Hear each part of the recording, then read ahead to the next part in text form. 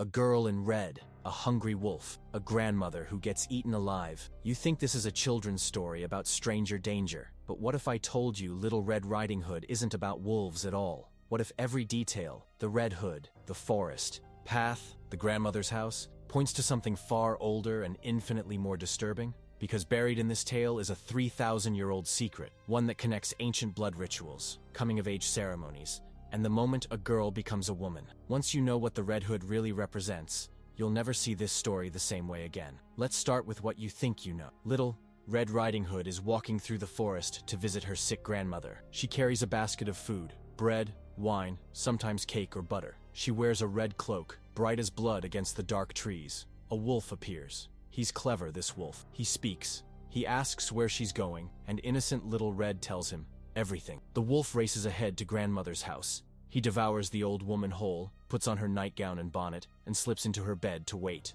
When Little Red arrives, something feels wrong. What big eyes you have, grandmother. What big teeth you have. All the better to eat you with. The wolf lunges. In the Brothers Grimm version, he swallows her whole. In Charles Perrault's darker telling from 1697, that's where it ends. The girl dies, devoured, punishment for talking to strangers. But wait, let's pause here, because every version of this story, from medieval France to modern Disney, focuses on the same details. The red cloak, the forest, the grandmother, the symbolic eating. Why these elements? Why always red? Why always this pattern? In 2013, anthropologist Jamie Tarani from Durham University traced Little Red Riding Hood using phylogenetic analysis, the same method used to track evolution. He found something remarkable. The story doesn't start in medieval Europe. It goes back 3,000 years to the Bronze Age, and it appears in cultures that had no contact with each other. China has the story of Grandmother Tiger. Africa tells of girls in red who encounter hyenas.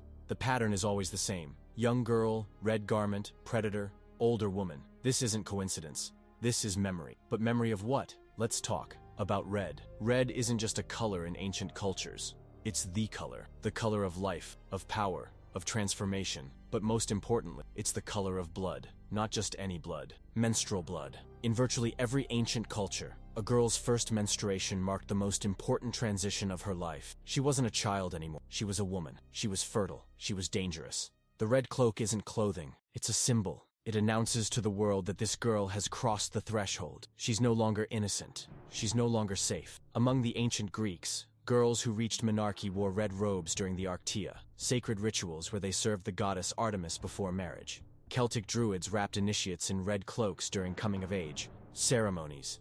In ancient Rome, new brides wore red veils called flammeum. Red meant transformation. Red meant blood. Red meant the moment innocence dies. Now let's talk about the forest. Forests in folklore aren't just woods. They're liminal spaces. Boundaries between worlds. Between childhood and adulthood. Between civilization and wildness. Between human and animal. When Little Red enters the forest, she's entering a sacred space.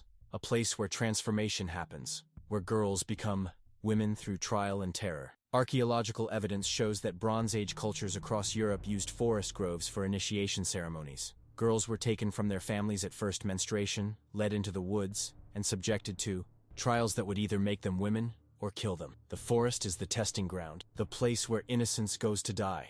And the grandmother? Here's where it gets truly disturbing. In the earliest versions of this story, the grandmother isn't just a victim, she's a participant. In some medieval French variants, the grandmother deliberately sends the girl into the forest. She knows the wolf is there. She's part of the ritual. Because in ancient coming-of-age ceremonies, older women, grandmothers, wise women, priestesses, were the ones who initiated the young. They were the ones who taught girls about blood, about sex, about death. They were the ones who fed girls to the wolves. Not literal wolves, but to the wild masculine energy that would consume their girlhood forever. To the primal forces that would make them mothers, wives, women. The grandmother's house isn't a safe destination. It's the site of transformation. The place where one version of the girl dies so another can be born. But what about the wolf? Why always a wolf? Wolves in ancient cultures weren't just predators. They were sacred. They were associated with lunar cycles, with feminine power, with the wild energy of nature itself. In Greek mythology, wolves were sacred to Artemis, goddess of the hunt and protector of young women. In Roman culture, the she-wolf nursed Romulus and Remus, founding a civilization. In Celtic lore, wolves were shapeshifters, beings that could move between human and animal form. The wolf doesn't represent a literal threat. It represents the masculine principle that will claim the girl's innocence, the primal force that will make her bleed, make her fertile, make her woman. When the wolf eats Little Red, he's not consuming her body. He's consuming her childhood, her innocence, her status as a girl. Now let's decode the real story. A girl begins menstruating. She puts on the red cloak. The community recognizes her new status and sends her into the forest for initiation. She encounters the wolf, the masculine energy, the sexual force, the primal power that will transform her. The eating isn't death, it's symbolic consumption, the destruction of her girlhood, the violent transformation from child to woman. See, the original ritual, this would have been literal. The girl would have been taken by older women, subjected to trials, possibly scarified or tattooed, and then presented to the community as a woman ready for marriage and childbearing. The rescue by the huntsman in later versions? That's civilization, sanitizing the story, making it safe for children's ears. The original ritual didn't have rescues. It had transformation through ordeal. But here's what makes this story truly ancient and truly terrifying. The ritual behind Little Red Riding Hood wasn't just about individual girls. It was about survival of the species. In Bronze Age cultures living on the edge of starvation, every fertile woman was precious. Every girl who reached menarche was a potential mother, a carrier of the genetic line. The community couldn't afford to let girls remain children. They had to be transformed, quickly and completely, into women who could bear children and continue. The tribe. The red cloak announced, "This girl is ready." The forest journey tested, is she strong enough to survive? The encounter with the wolf determined, can she handle the primal forces of sexuality and childbirth? Those who passed became women. Those who failed didn't. Even the food in the basket carries ancient meaning, bread and wine, the same combination used in fertility rituals across Bronze Age Europe. Offerings to ensure the girl's successful transformation, her future fertility, her ability to nourish others as she herself was nourished. She's not just visiting grandmother, she's carrying the tools of her own initiation. So when we tell this story to children today, what are we really doing? We're passing down a memory of when becoming a woman meant facing death, when red meant blood, not fashion, when forests were sacred spaces where girls died and women were born. We've sanitized it, civilized it, made it safe. But underneath, the fairy tale veneer lies something much older, much darker, much more real, a ritual of transformation that shaped human civilization for millennia, a rite of passage that determined who would carry our species forward and who would be consumed by the attempt.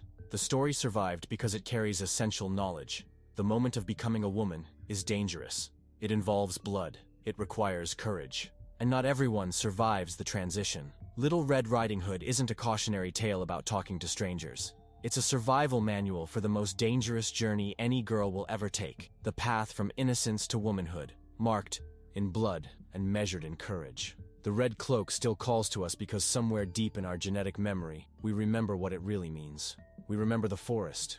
We remember the wolf. We remember the price of becoming human. But if you think that's disturbing, wait until you discover what's really hidden in Sleeping Beauty. The truth about the spinning wheel will make your skin crawl. Click to uncover the secret if you're brave enough. See you in the darkness, darklings.